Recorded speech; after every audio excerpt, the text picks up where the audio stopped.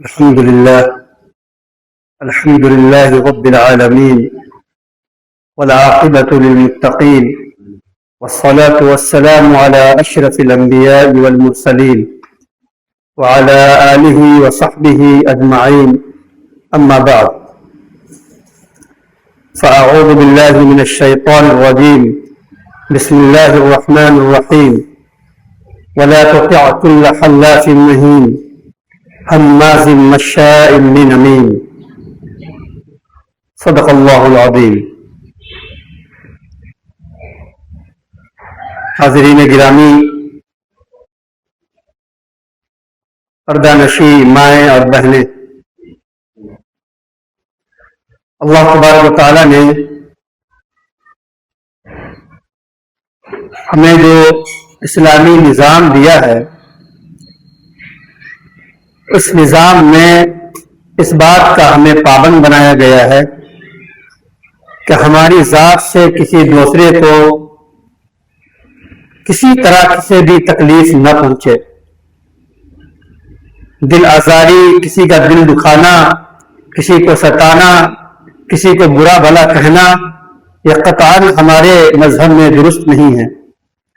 لیکن اس کے باوجود انسان ہونے کے ناطے ہم سے غلطی ہو جاتی ہے. ہم کسی کی غیبت کر دیتے ہیں، ہم کسی کی چغلی کر دیتے ہیں، ہم کسی کو طعنہ دے دیتے ہیں، ہم مذاق اڑا لیتے ہیں، ہم تکبر کا اظہار کر لیتے ہیں. یہ وہ ساری چیزیں ہیں، اخلاقی بیماریاں ہیں جن سے روکنے کے لیے اللہ اور اس کے رسول صلی اللہ علیہ وسلم نے نہایت اہم ہدایات دی ہیں. ہمارے سماج کے اندر جو اخلاقی بیماریوں میں سب سے اہم بیماری پائی جاتی ہے، اس میں سے دو بیماری ایک ایسی بیماری ہے جس نے ہمارے گھر کے ماحول کو، ہمارے رشتہ دارانہ ماحول کو، عزیز و اقارب کے یہاں اس تمام ماحول کو خراب کر کے رکھا ہے. وہ ان میں سے ایک بیماری ہے غیبت کی، اور دوسری بیماری ہے چغل خوری کی. یہ دو ایسی بیماری ہے جس بیماری کے نتیجے میں گھر ٹوٹتے، رشتوں میں درار پیدا ہوتا ہے، خاندان اجڑ جاتے ہیں، محبتیں ختم ہو جاتی ہیں، آپس میں لڑائیاں شروع ہو جاتی ہیں. دیکھنے میں یہ زبان کی بہت ہی معمولی سی غلطی ہوتی ہے. ہم نے فوراً کسی کے بارے میں کوئی گفتگو کر لی، کسی کے بارے میں کوئی غلط بات کہہ دی، اور ہم سمجھے کہ ہمیں اس کے بارے میں کوئی پوچھا نہیں جائے گا. نہیں، ہرگز نہیں. غیبت کرنا حرام ہے، ٹھیک اسی طرح حرام ہے جس طریقے سے سود کھانا حرام ہے، زنا کرنا حرام ہے، بدکاری کرنا حرام ہے، اور جس طریقے سے اور بھی بہت سی چیزیں اللہ کا حرام قرار دیے ہیں، اسی طریقے سے غیبت اور چغل خوری کو بھی حرام قرار دیا گیا ہے. گناہ کبیرہ، یعنی وہ گناہ ہے جس پر اللہ کی طرف سے سخت وعیدیں آئی. اس کے باوجود ہم سے یہ غلطی ہو جاتی ہے. ایسا نہیں ہونا چاہیے. ایک حدیث شریف کے اندر غیبت کو زنا سے زیادہ سخت قرار دیا گیا ہے. الغیبت اشد من الزنا. حدیث شریف کے اندر فرمایا گیا کہ غیبت اتنا گھناؤنا عمل ہے کہ یہ بدکاری سے زیادہ سخت درجہ رکھتا ہے جرم کے لحاظ سے. کیوں؟ اس لیے کہ اگر آپ نے کسی کے بارے میں چغل خوری کر دی اور کسی کی غیبت کر دی، کسی کی عزت پر حملہ کر دیا، تو اب وہ سماج میں منہ دکھانے کے لائق نہیں رہتا. آپ نے ان کی عزت کو اچھال دی، دوسروں کے سامنے ان کا تذکرہ برائی کے ساتھ کر دیا. اب اس کے دل میں بری بات اس کے حوالے سے بیٹھ گئی کہ یہ آدمی فلاں آدمی کے بارے میں یہ بات کہہ رہا ہے، اس کا مطلب ہے کچھ نہ کچھ تو سچائی ہوگی. حالانکہ یہ افواہ ہے، غلط بات ہے، ایسی کچھ بات نہیں ہے. نیک لوگ ہوں گے، اس کے باوجود بھی ہماری زبان کے ایک گھاؤ سے اس آدمی کے دل کو چھلنی کر دیا گیا اور اس کی عزت پر حملہ کر دیا گیا. اللہ کے پیارے نبی صلی اللہ علیہ وسلم نے ایک بار اپنے صحابہ سے کہا کہ دیکھو، میرے سامنے میرے کوئی صحابی کی برائی بیان نہ کرے. میں چاہتا ہوں کہ جب میں اپنے صحابہ کے سامنے آؤں تو میرا سینہ صاف رہے. اللہ اکبر! کتنی اہم تعلیم دی گئی ہے اس کے اندر. تعلیم کا مقصد یہ ہے کہ اگر آپ کسی کے بارے میں غیبت کرتے ہیں، کسی کے بارے میں بری بات کہتے ہیں، تو سامنے والا کچھ نہ کچھ حد تک متاثر ضرور ہوتا ہے، اثر لیتا ہے اس کا. بعد میں اس کی تقریر کرے گا لیکن اس کے دل میں خیال آتا ہے, بدگمانی پیدا ہو جاتی ہے اس سے کہ بھائی آدمی گندا معلوم ہوتا ہے وہ, تبھی تو یہ صاحب اس کے بارے میں تبصرہ کر رہے ہیں. اس لیے اپنی زبان کو کنٹرول میں رکھنا چاہیے, زبان کو کنٹرول میں رکھنا چاہیے. اللہ کے نبی صلی اللہ علیہ وسلم جب معراج کے سفر میں تشریف لے گئے تھے تو آپ کو وہاں جنت اور دوزخ کا مشاہدہ کرایا گیا تھا. آپ صلی اللہ علیہ وسلم جب دیکھے ایک قوم کے پاس سے گزرے تو دیکھے کہ وہ مردار کھا رہے ہیں. حضرت جبرائیل سے پوچھا, اے اللہ یا جبرائیل یہ کون لوگ ہیں, اس کے کیا قصور تھا, یہ کیوں مردار کھا رہے ہیں؟ انہوں نے کہا کہ یہ وہ لوگ ہیں یأکلون لحوم الناس, جو لوگوں کا گوشت کھایا کرتے تھے, یعنی غیبت کیا کرتے تھے دنیا کے اندر. اور کچھ آگے گزرے تو دیکھا کچھ لوگ ایسے ہیں جن کے ناخن تابے کے ہیں, جس سے وہ اپنے سینوں پر اپنے چہروں کو نوچ رہے ہیں.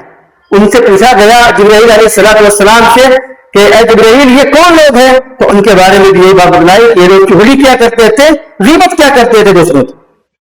اب اندازہ کیجیے کتنا سنگین جرم ہے.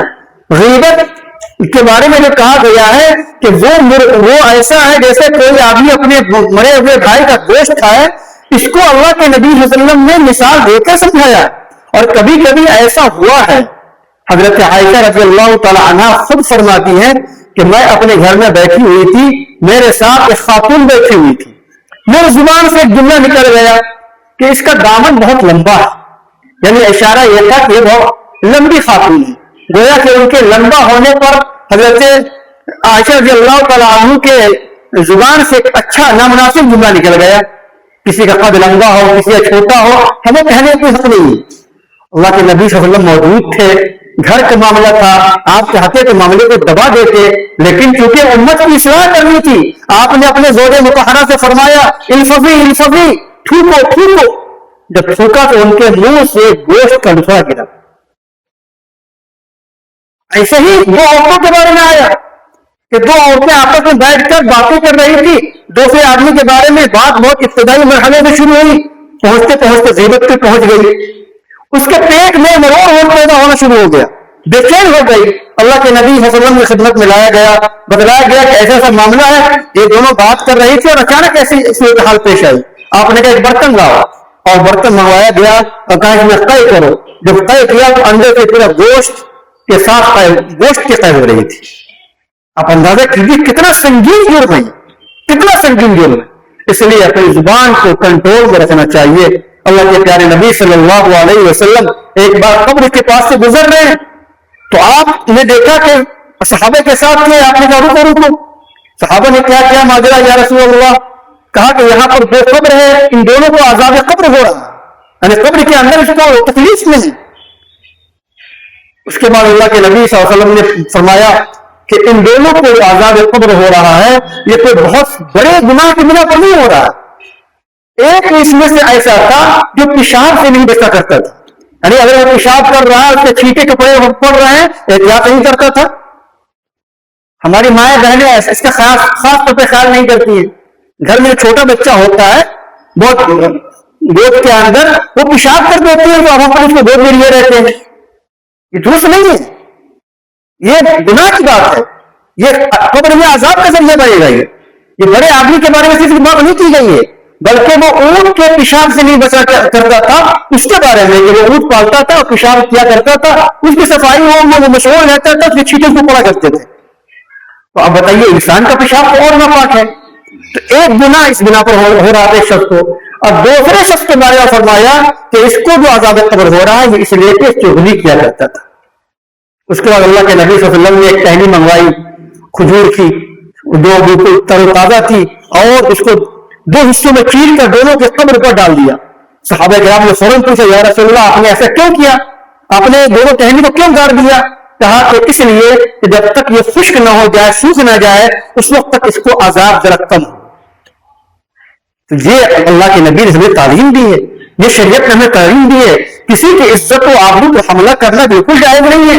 کل مسلم علی المسلم حرام دمہ ومالہ وعرضہ. نبی نے فرمایا کہ ہر مسلمان کی جان, ہر مسلمان کی عزت و آبرو, ہر مسلمان کا جائیداد و مال و دولت ایک دوسرے مسلمان پر حرام ہے. کسی کی عزت و آبرو کو آپ اچھال نہیں سکتے. کسی کے جان کو آپ مار نہیں سکتے, کسی کے مال کو زبردستی آپ لے نہیں سکتے.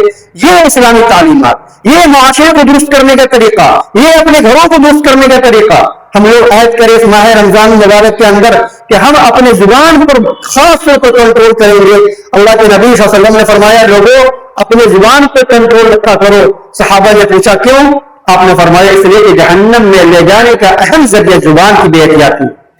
اللہ تبارک و تعالی ہم تمام لوگوں کو دوسرے بھائیوں کے حوالے سے اپنے دل کے اندر انست اور محبت پیدا فرمائے, اور اپنے جس طریقے سے ہم چاہتے ہیں کہ دوسرے لوگ ہمیں عزت کے نام عزت کے ساتھ پکارے, ہمارا احترام کرے, اچھے لقب سے پکارے, ہم بھی دوسروں کو عزت دیں, دوسروں کو پیار بانٹیں, نفرت سے بچیں, دل کے اندر کینہ, حسد, جلن, لوگ, نفرت سب کو دور کر دیں. پھر دیکھیں ہم کیسے سچا پکے مسلمان ہوتے ہیں اور ہمارے گھروں میں کتنا انقلاب برپا ہوتا ہے. اللہ تبارک و تعالی ہم لوگوں کو عمل کی توفیق سے نوازے. وآخر دعوانا الحمد للہ رب العالمین.